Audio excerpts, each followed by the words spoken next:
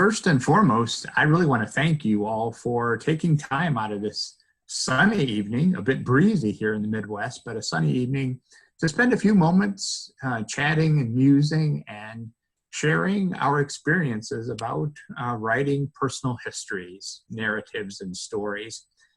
I put a subtitle there, Beginnings, because I don't want this presentation to be at all onerous. I don't want it to sound like an academic exercise.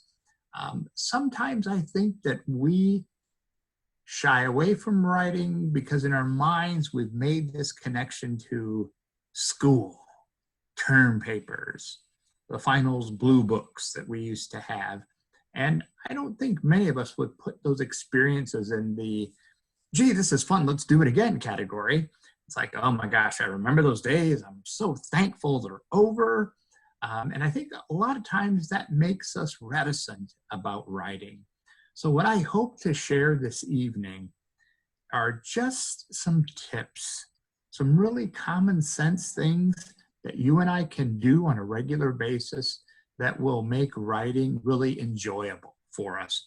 And for many of us, I know when I first started years and years and years ago, the thought of actually choosing to sit down and write when someone didn't direct me to do a term paper, write a memo, or a business proposal, I thought, I don't have to write, I'm not going to write.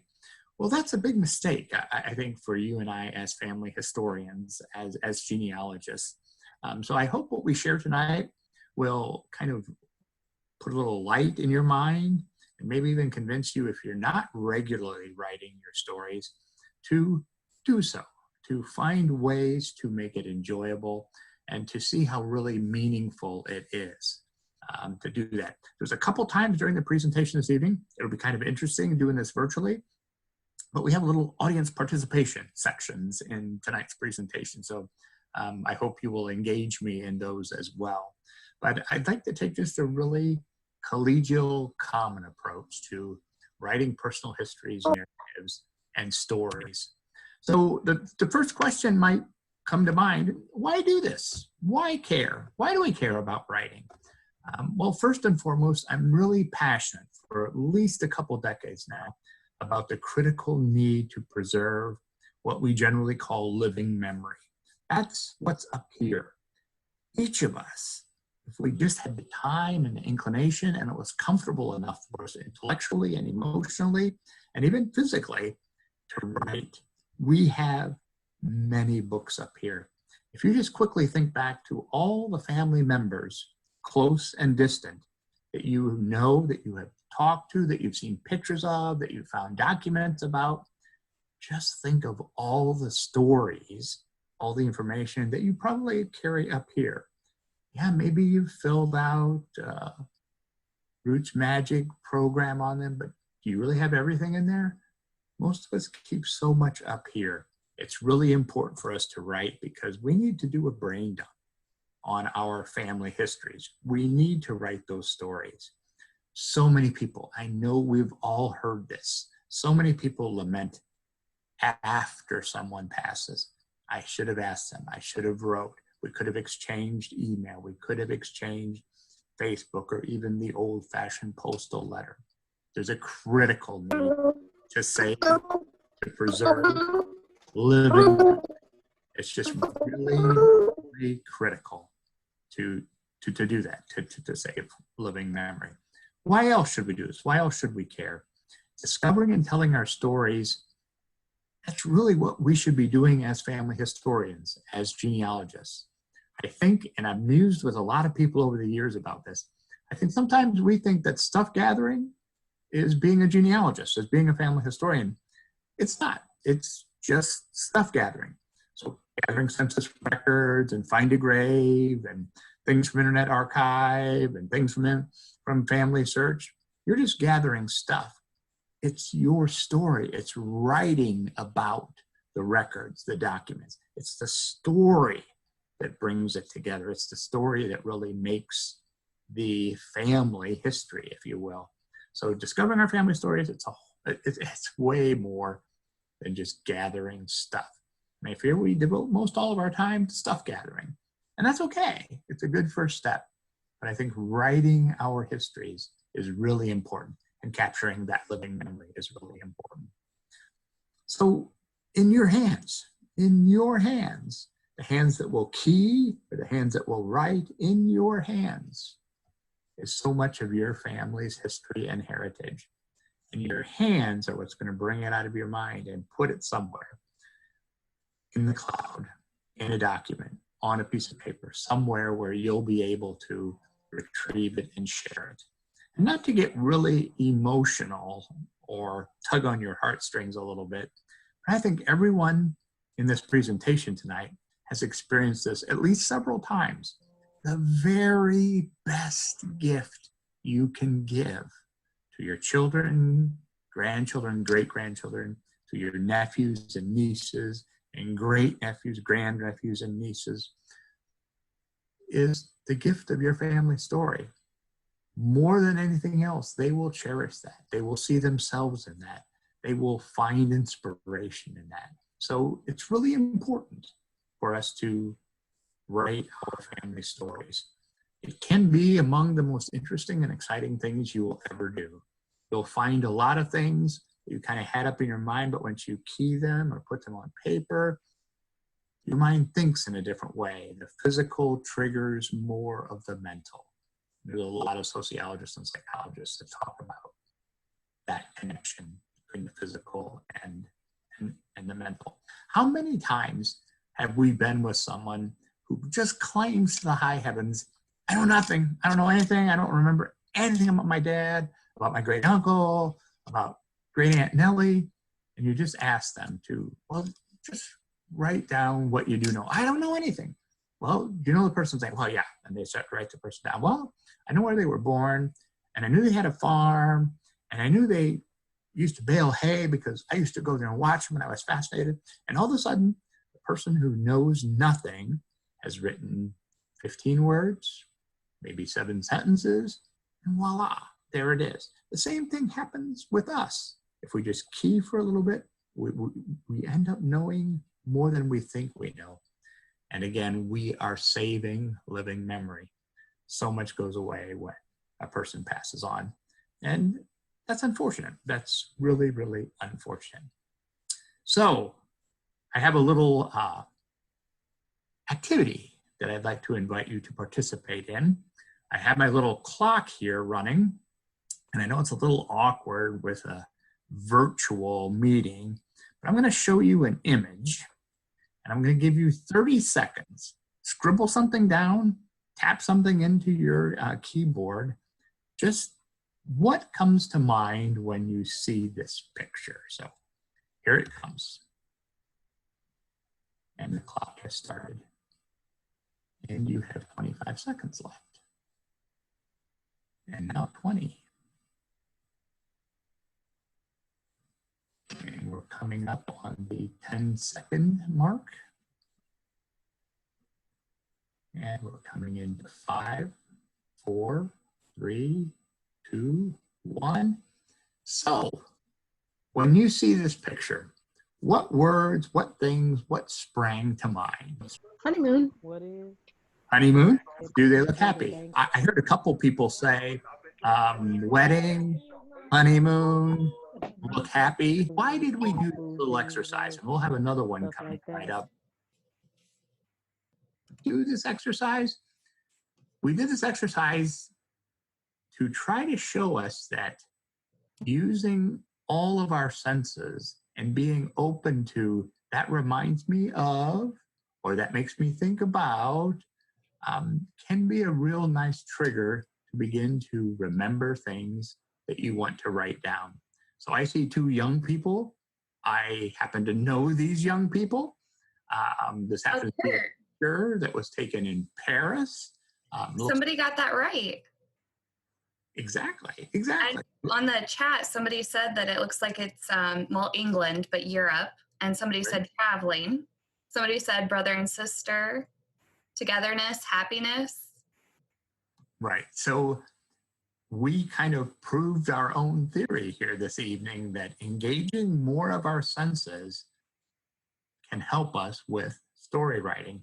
I'm going to guess, we don't have the ability to really check, but I'm going to guess that for some of you, maybe for all of you, after you've said happiness in England or France, Europe, happiness, etc., I bet a memory from your own life story, whether it's a close relative and family member or a distant relative and family member, I bet a memory from your life story came to mind.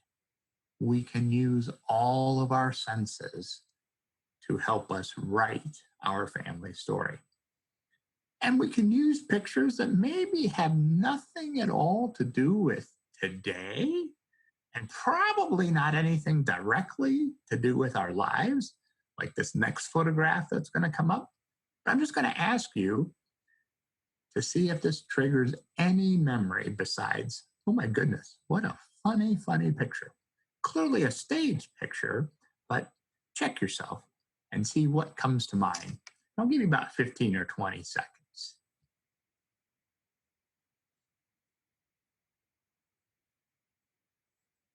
So we're at about the halfway mark. And I'll talk us through the other 7 seconds. Again, clearly a staged picture. People have got to be having a lot of fun. Guns, rifles, women, men, porch. Not really 21st century attire, probably not mid to late 20th century attire. A picture like that, what does that say to us? Kurt, there's already answers coming in the chat. What are they saying? Looks like my family reunion. So some humor. Someone is in trouble or looking for trouble. Another response is prohibition waiting for the cops. Indeed, indeed. So again, I'm going to venture a guess that as you were coming up with, what are the possibilities here? As you were coming up with those possibilities, again, there was probably some what I call a memory tie, a tie to a memory you have or had about a family member. And it doesn't even necessarily have to be anything like what's in the picture. Maybe the costume, the garb, the dress, the apparel appeal to you. Maybe it's the facial expressions. Maybe it's the guns. So use all of these to help you in writing. And we'll talk about that a little bit more. But it's kind of interesting just to take a visual look at something and see how it reminds us of other things. So how do we begin gathering our stories? Because we need a story to write, correct? We have a lot up here, but sometimes it's hard for us to get it out, to be able to key it or to be able to write it. So one way is to really make a commitment to, I'm going to write, and I'm going to really try to find as many opportunities for me to get writing prompts or things to write about. So talking to family members and interviewing family members, a nice tie to what we talked to last week, how to successfully interview family members. That's a good start to get some sort of memory triggers. The middle point, the second point there, I think is overlooked oftentimes. Particularly in the 21st century, we overlook how much setting has to do with our willingness and even ability to engage in an activity. When you want to write, making the setting comfortable is really an important way to begin gathering your stories. Most of us really will shy away from, and most of us today really don't have to deal a lot with discomfort, although this pandemic is teaching us that maybe we should be dealing more regularly with a little bit of discomfort to get used to it. But when you're trying to write, make a comfortable setting for yourself where you're not easily distracted, you're not where you have maybe bad memories, or you're not sitting in the middle of a lot of work that you have to do, so your mind really can't focus on writing or keying, but your mind is focused on, oh my gosh, there's so many dirty dishes in the sink, and the laundry needs to be done, and this business proposal needs to be finished up, and put all that out of your mind and be in a comfortable space. The third bullet point kind of relates to the first one, where we want to use memory triggers. So talking and interviewing relatives is a good memory trigger. What are other memory triggers? Well, using all of our senses. We just looked at 2 very different photographs as memory triggers. So see what we can do to help ourselves out in in gathering stories. Here's some really, next couple slides are really important details from my perspective. Things we should either really embrace or really just kind of put out of our minds as not useful and not helpful.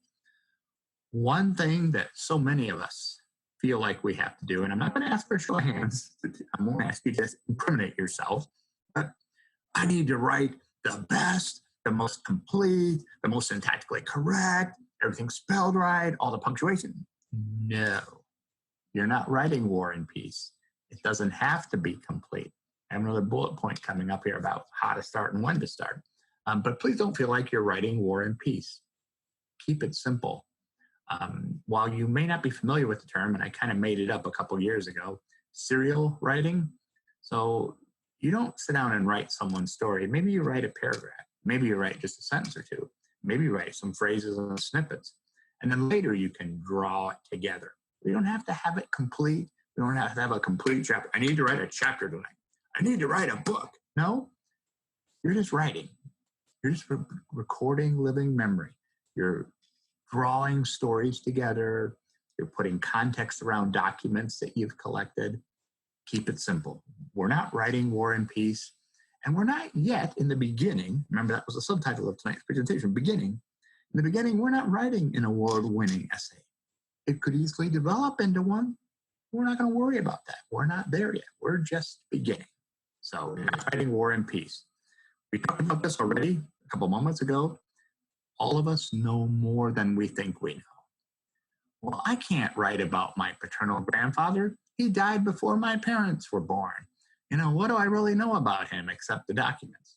Well, you have the documents. I still have cousins that do remember him and can tell me something about them. I have my own recollections of my paternal grandmother who remembered him and told us a lot about him, especially when we were young kids and we kind of gamed her about good old Valentine. We oftentimes know more than we think we know. Just start. Worrying and musing about having enough information to start. How long is it going to be? Am I going to write correctly? Just start. Just start. So the last two bullet points here under, starting, less is more. It really is. We don't have to be long-winded. You can start out with just phrases. Valentine Witcher, the paternal grandfather I didn't know. What a cool name. Sure glad I don't have that name. Wonder what life was like for him being in school. Did kids teach him about being Valentine? Wonder what life was like in the Jasper Municipal Electric Plant, etc. Less is more. And nothing is too small. Take every little detail you can begin to weave that into a story. So I think those are really meaningful tips. No War and Peace. You know more than you think you know. It doesn't have to be grand and long and great. Just putting something down is great. Nothing is too small. So the next couple slides are going to talk about, the task, the opportunity, the challenge. And let's just be honest. As we started out at the beginning of this hour, writing is hard for most people. Now, there are a few blessed among us for which they can sit down and they can just write or key like crazy, capture really neat memories, put a lot of context, really bring a person or an event to life. They truly are blessed people. For most of us, writing is like work. W for writing, W for work. It typically doesn't come easy. So let's just own that and look for opportunities to make it easy. There's an old saying, don't know where it came from. My mother used to repeat it when she wanted us kids to do what we thought were onerous tasks. She would say, a job well begun is a job half done. So I think just getting started and writing a few things down, pretty soon the barrier of writing being difficult or not being easy is lessened, if not completely eliminated. I really believe this. Our desire, our passion to find our family stories. That's why we dig for records and we look for documents persistently. We have a passion for finding our ancestors' stories. So converting that passion to writing. And then the more you write, the more experienced you are. The more experienced you become with what emotions you're feeling, when's a good time to write and when's not such a good time to write. So desire and passion with experience can make the writing experience more enjoyable. And that's usually what we're going for. We will always engage in tasks that are more enjoyable than those that are not so enjoyable. So desire and passion with experience about trying to find our family stories. I know this is hard. This is hard. But it's so helpful. I'm not saying you have to write War and Peace every day. We've already kind of obliterated the whole War and Peace concept. Just write every day. Even if it's 30 seconds, that's right. 30 ticks on the clock, 30 blips on the digital. Write every day.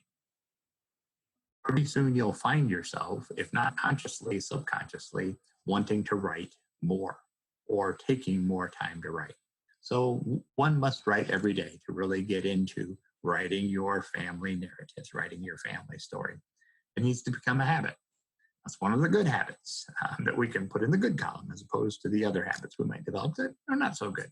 So write every day, commit to that. And oh my goodness, this is so key. You don't need to puppet anyone else. You don't need to copy someone else's style. You will quickly come to appreciate your own style. And that's why I have this bullet point. Your unique thoughts, your unique words. That should always be our goal when we're writing our family stories. I'm not going to write like my mother. I'm not going to write like my brother. I'm not going to write like my in-laws. I'm writing my story. So I'm writing for me. Write your unique thoughts and life events with your unique words. And sometimes if those words are not proper English, that's fine. My opinion, that's preferred. If those words are a little forward, maybe a little cursive, that's okay. If we ever want to forward face our writings, we can decide to modify that if we want or not. But I think it's so key, and it helps us feel like we're really capturing our family stories and experience if they are our thoughts and our words. We're not trying to do this for anyone else. We're just writing for us to get that living memory recorded. And if we do share this, because it is the greatest gift that we can give, we can modify some of those terms if we want. But the terms that sometimes we're like, oh my gosh, I shouldn't have said that. Well, most of our own generation and the generation younger than us, they've heard it all before. So we're not really scandalizing anyone. Your unique thoughts, your unique words. A lot of people fall into this beginning trap. Well, I really can't write great Uncle Freddie's story because I don't really know where he was born or where he grew up. You don't need to start at the beginning. I know some people push back on this, but I will push back equally hard. We don't need to start at the beginning. Start wherever you want to start. I have parenthetically on that slide, start at the beginning, unless you are doing so intentionally, unless that's how you write most comfortably, or that's how you can develop your line of thought to put on paper.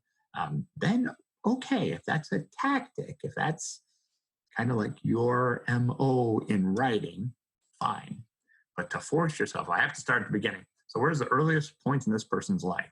Or where's the beginning of that event? What's the beginning of that particular family feud? What's the beginning of this person's war experience? Sometimes we can surprise ourselves by actually writing from the end backward, because if we are using standard historical research methodology, we typically, not always, but typically encounter our ancestors later in life than earlier in life. So first, I should say. So don't force yourself to start at the beginning. Wherever you want to start is fine. You don't have to start at the beginning. Other keys, there is a relationship. Many writers, one of my favorite current editorial individuals, current writers, my opinion of 21st century media people and some 21st century writers continues to plummet. I own that, but David Brooks. And he has said this many times, and other great Journalists and great writers have said this. Read constantly. You become a better writer the more you read. Why that is, we can come up with all kinds of ideas, and they probably all would be at least somewhat, if not totally correct. But read constantly. Read as much as you can and write daily. And we've already talked about writing daily. We've already mentioned write where you're comfortable, write where you feel good about taking the time to capture those memories, to analyze those documents, to develop hypotheses about things and go to prove those, all in the context of writing. Those are really, really important keys. Reading constantly, be comfortable, your own unique thoughts in your own unique words. Some of you may smile widely at this and say, oh, come on, Kurt, this can't possibly be of any real consequence. But for me it is, and I can't believe that I'm alone. Experiment with writing instruments that have their own meaning. So I'm sure there are a few of you that are participating this evening that know I'm kind of office supply store junkie. I love office everything. My camera here is strategically positioned so that you can't see the immense mess that is around me, but I'm comfortable in that mess. I play and pull things all the time that help me in my writing prompts. But people know that I'm an office supply junkie, and I've always been fascinated with different kinds of pens. And my 4 sons know that. So when they want to get me a cute little birthday gift or a Father's Day gift, an anniversary gift, oftentimes there'll be just a nice little pen. And as geeky as it sounds, it's kind of, oh my gosh, I can't believe Kurt's saying this. As much as it sounds like that, it's really true. So my 3rd son, within the last year, got me this amazing little wood pen. And it came with blue ink. Not that it matters a whole lot, but I way prefer blue ink to black ink. And when I want to write, picking up that pen, this is a pen that Brandon gave me. I just feel good about that. And so already I'm more in a mood to do some writing. My older son put me on to some Japanese produced pens that have a ceramic roller ball. Never used a ceramic roller ball? OMG, what an experience.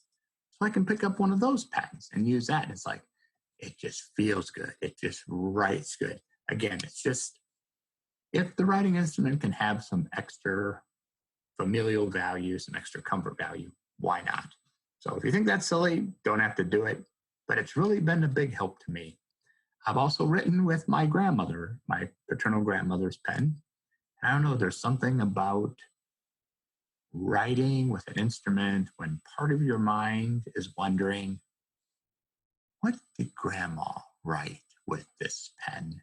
What words and stories has this instrument recorded and told? So those things can help you kind of get in the more writing mood. In the 21st century, how can we not play with digital recorders? Sometimes we're not in a place where we can write. So our smart devices, small little digital recorders, we can use those to begin to articulate what we will write later. I often found that when I record a couple sentences or a few phrases, when I go to write them, somehow they expand and I fill in the phrases, bring back what I was thinking at the time, and I can write more. So use technology to help you write those stories.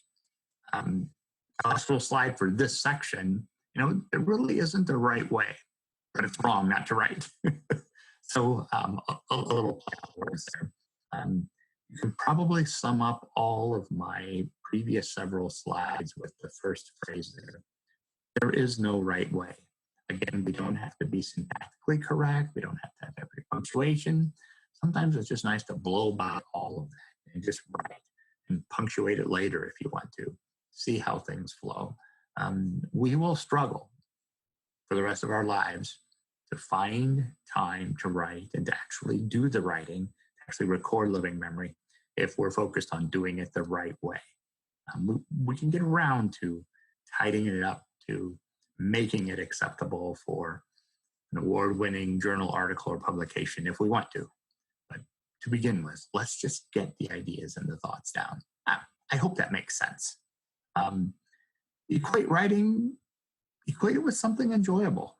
And again, we can use our senses to bring back to us things that might be enjoyable. Again, I hope all that makes sense.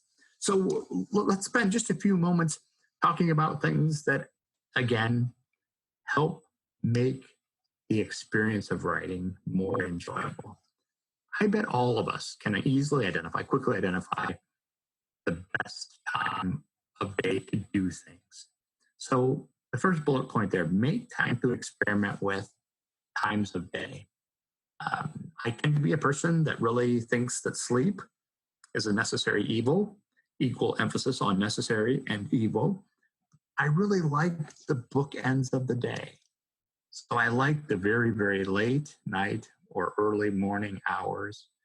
There's something, even when the wind's blowing and it's storming, there's something that's just mildly comforting. Made it through the day, did cool things during the day, met awesome people, discovered new document. I equally find amazing times of inspiration in the very, very pre-dawn hours of the day when things are pretty still inside a house and outside a house. So you find your time. Maybe it's after lunch. Maybe it's before supper. Maybe it's, who knows, what works for you. So try to find a time in the day where you feel comfortable. Second thing, and we've alluded to this a couple times, make time to experiment with writing places. Is there a particular place you like to write? I really like my home office, my home study. It's a mess, but I kind of like the mess. I have things close at hand. Experiment with writing or keying. A lot of people wonder, well, should I handwrite it? Or should I just sit down and fly over a keyboard because I can key so much faster than I can write? That's up to you. But what's most mind-opening? What makes things flow for you? It's important. And then the fourth bullet point is lighting an instrument. I know it sounds unnecessarily romantic. I don't intend it to be. I've always liked candles. Again, the camera is strategically positioned to make it just look like Kurt's here. But I have like 7 or 8 candles all in some stage of being burned in my office because I just like candles. I like spice pumpkin the best, for those of you who care. But I like candlelight and I like crackling. I like the flickering. That just seems to kind of make my mind a little freer, a little more open. I usually don't like bright lights for a lot of writing. Bright lights I associate with necessary, work-related, business-related writing. And this is, I like to change the mood. But everyone's different. Maybe bright lights really inspire you, really make you stay on task of recording living memory. These 4 things, it sets the environment, helps set the tone, helps make us comfortable doing a task that may initially be somewhat equivalent to work. If there's any slide that you remember or pay attention to, or that you print off from the slide deck that's available tonight, remember this. Engage your senses. I hope not many people do this, but I have seen too many do this. And that's sit down with your iPad, with your tablet, with your laptop, or with the blank piece of paper and say,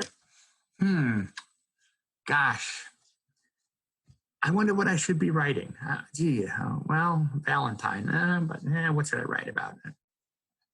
These 5 things, really critical. I would encourage all of us to, the vast majority of the time, sit down with something that engages one of our senses. Why would we really not sit down with something that will engage our eyes?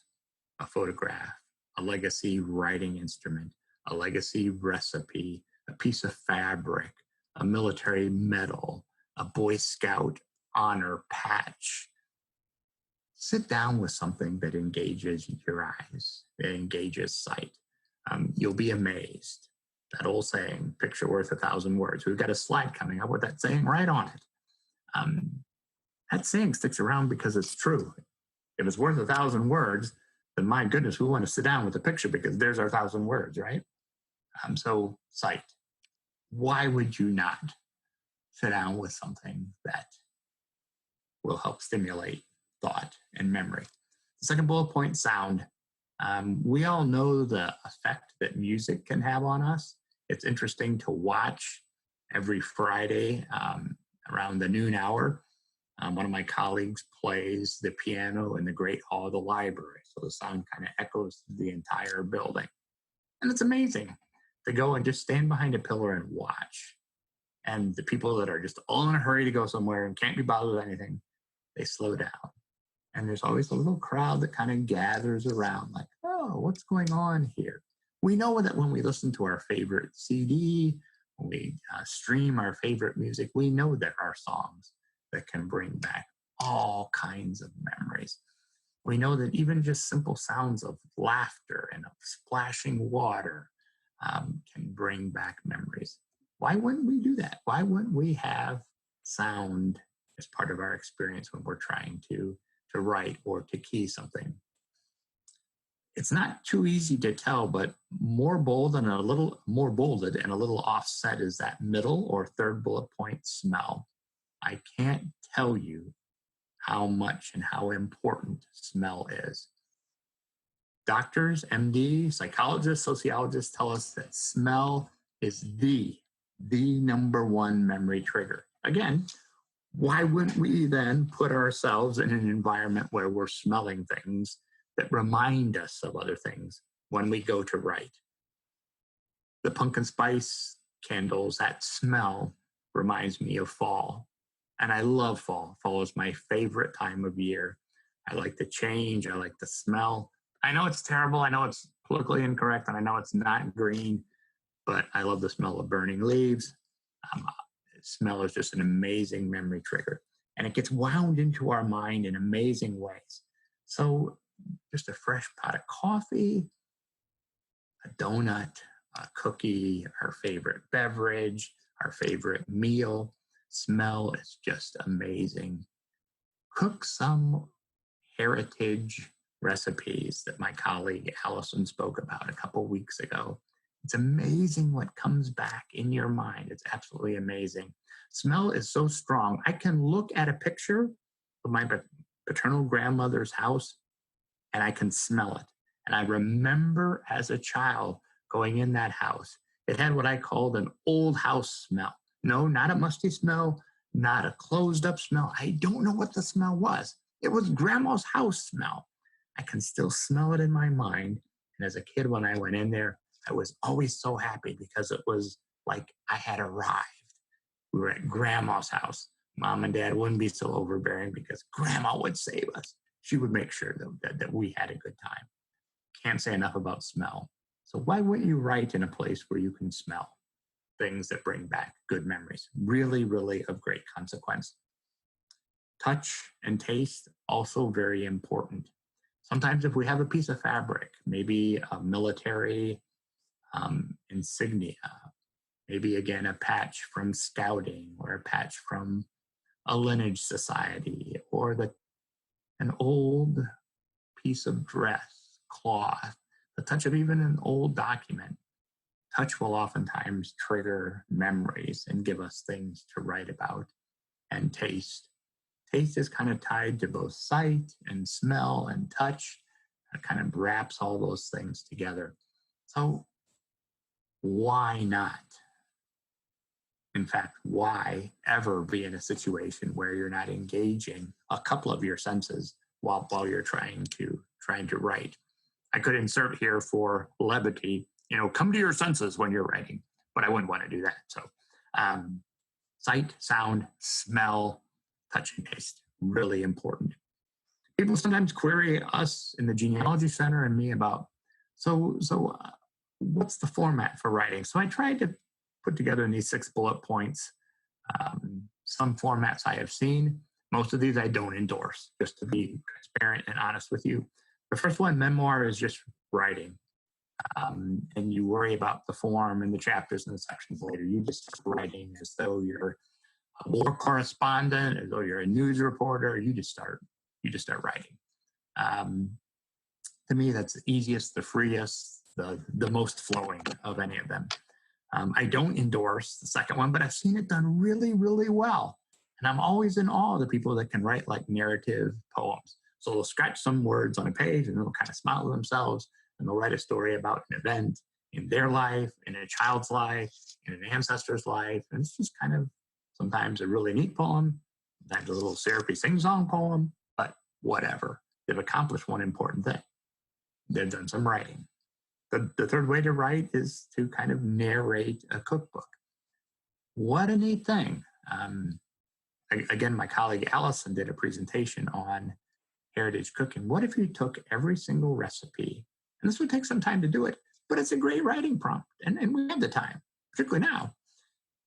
Take a recipe and just write whatever about it. First time you remember tasting it, it could be a horrible memory, a good memory. If you remember anything about how it was baked, made, cooked, microwaved, write about the recipe, and pretty soon you have a family history cookbook. Some people like to take the calendar and say, okay, what do I know about this month that was significant in my family, my extended family's life?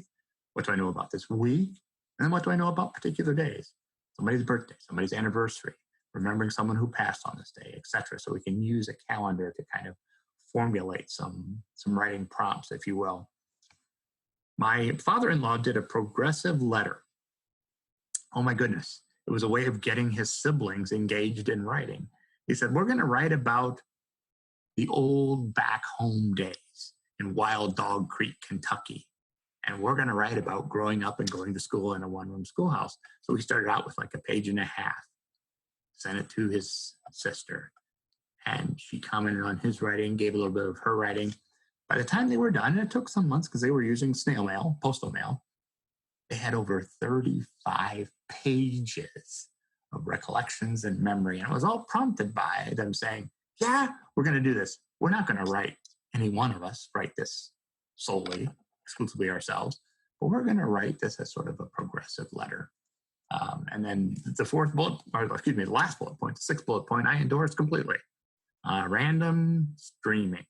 Whatever comes to our mind, we kind of roll it out on the keyboard, roll it out on the piece of paper. So experiment with formats. Remember these, come to your senses, use all your senses, experiment with formats, see what works for you, and maybe just come up with your own sort of random. Another really nice writing cue, for lack of a better term, is writing around. The word they chose was ritual. I just had the first part of the letter up here, but Carol started out with a basic, but so neat articulation of the ritual of making coffee for her aging and fairly frail father, and how important that was, and how that was time together, even though they did the same thing every day of the visit. And in the same way, they talked about the ritual of being engaged, and the ritual of being married, and the ritual of someone passing on. It was a neat way of bringing out the highlights of a year around one word. We can, even if we want to, just open up the dictionary and point, or go to an online dictionary and do a random search.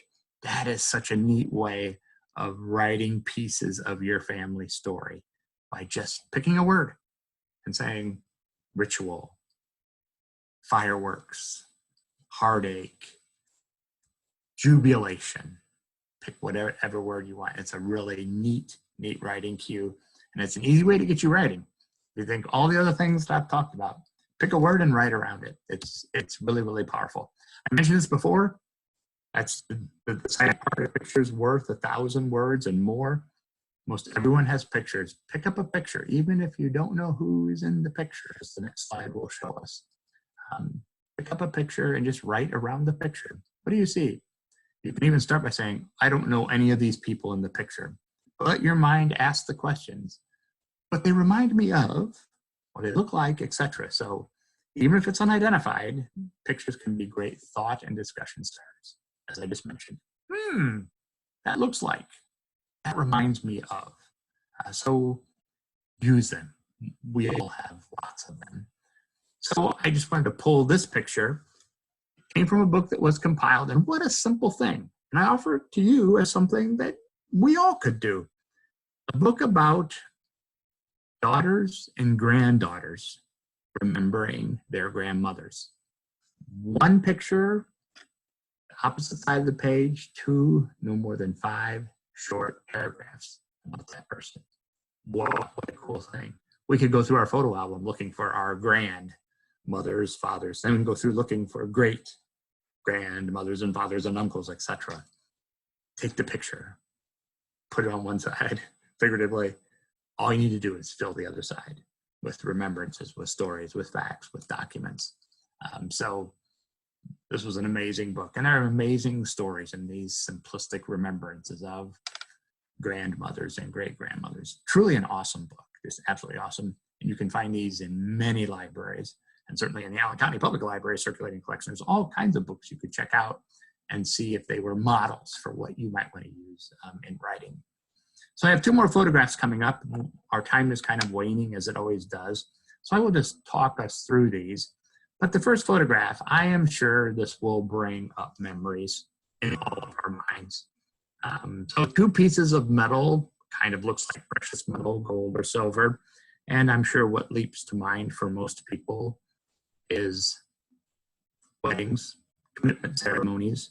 I'm sure a couple people say, yeah, you add 3 more to that and they'll be Olympic rings. Whatever comes to mind, perfectly fine. Whenever I see 2 rings, I'm always reminded of just a short little phrase that I read years and years and years ago by Andrew Carroll. Maybe not that many years old. He's not like 400 years old. But he talked about how his mother wore her mother's wedding band on her finger. And he commented that he liked that because 2 generations touching, kept warm by the heartbeat and the blood flow of the youngest generation. I like that. 2 generations coming together. And just to bring this full circle quickly, so my oldest son was recently engaged and he wanted to surprise his soon-to-be fiance. So he asked if his mother had a spare engagement set so he could use that for the surprise, and they would pick out their own wedding bands together after the surprise. So of course his mother provided her mother's wedding set, and his fiance so liked that they want that, my son's grandmother's wedding set. He and his fiance want that for their wedding set. And what leapt back to mind was that phrase that I've embraced for years. And I have written and can write more stories and feelings about how cool is that? Reaching across 3 generations, these rings kept warm by the beating hearts and the coursing blood of the younger generation. So just 2 rings. That's all it is. 2 rings, 2 wedding rings, maybe. I'll quickly talk about gumdrops, and maybe I probably won't just because of time. Gumdrops, I can never look at gumdrops the same way. I don't particularly like them. They're not bad, but I have way more favorite candy. The brands comes to mind. But when my children were young, they went to their grandfather's house frequently when I worked weekends, and he would always wrap for them in cellophane wrap 3, 4, or 5 gumdrops to take home with them. And as young kids, they so enjoyed that. It was from Grandpa, and it was candy, and it was theirs.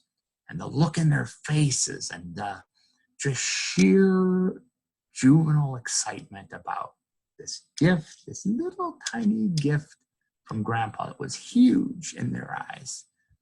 A couple of years ago, after we became empty nesters and we were cleaning out a closet, we found one of these in my second son's closet drawer, in the back of the drawer that he apparently forgot about. It was a treasure. It was really a treasure. So as we wrap up here and we're looking for writing prompts, use the documents that we have collected as writing prompts. And how do we do that? So many years ago, I was an adjunct professor at the local university here. And I think my students at the end of the course appreciated this. But one of their assignments was to take any document they wanted to, Didn't care whether it was from a descendant or an ancestor, but their challenge was to write 1,000 words about that particular document and for the important person identified in the document. And the horror kind of rise almost like, what? 1,000 words? Well, that causes us to be creative and to be observant and to pick up on all the little things, which blended with all the other points we made tonight, you'd be surprised at how many times we can come up with 1,000 words. That's like one computer screen. That's like a page and a half written. You'd be surprised, 1,000 words. So you can challenge yourself. Hey, yeah, can I do this 1,000 words? Sharing our stories, identifying the writers of letters that were sent to us is a great way to springboard into story. Transcribing your letters and other documents can springboard into story. We can share our stories by getting others to write their stories. And their writings might illuminate us to do even more writing. Their musings may inform your writing. So there's all kinds of things we can do to both encourage ourselves to start and also to do good writing. We can share our stories by creating occasions where people can gather and talk. Once we get out of this non-gathering time period that we're in, reverence the wisdom keepers, the older members of our families that have a lot of things to share with us, and write about those. Start traditions of ethnic, family, and generational activities. Those are things we can write about. Again, so important to write. You can't preserve your story if you don't have your story. And a lot of stories are lost because of that. Don't put off the opportunities to write. There are so many resources that can help us do that. 2 quotes from the quote wall in the Great Hall of the Allen County Public Library, I think, beg us to write, at least in indirect ways, if not direct ways. For what is the worth of human life unless it is woven into the life of our ancestors by the records of history? And what could be one of the records of history? Our writings. Boy, do we play a key part. The second quote, how simple a thing it seems to me that to know ourselves as we are, we must know our mother's names. How will we know those names? How will we share those names? By researching and gathering documents and by forward-facing that information, by writing about it, by sharing it with others. Preserving your story, a very important part of preserving our story. It's really, really very important. Thanks so much for being with me this evening. I really enjoyed the time.